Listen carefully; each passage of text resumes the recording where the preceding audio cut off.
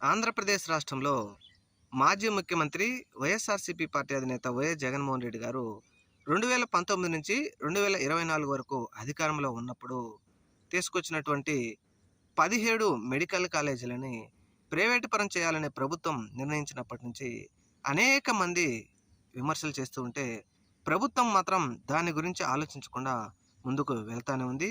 ఏది ఏమైనా పీపీపీ పద్ధతిలో ప్రైవేట్ పరం చేయడానికే రంగం సిద్ధం చేసింది ప్రభుత్వం.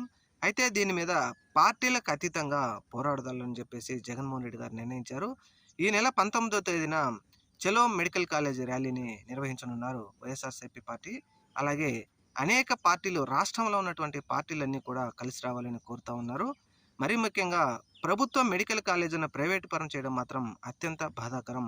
పేద, బడుగు, మధ్యతరగతి ప్రజలకు విద్య, వైద్యం చాలా ముఖ్యం కాబట్టి ఇటువంటివన్నీ ప్రైవేటు పరం చేస్తే ప్రైవేటు వ్యక్తులు ఫ్రీగా, ముఖ్యంగా పేదలకు ఎలా వైద్యం చేస్తారని చెప్పేసి రాష్ట్రంలో ప్రజలందరూ కోరుతా ఉన్నారు.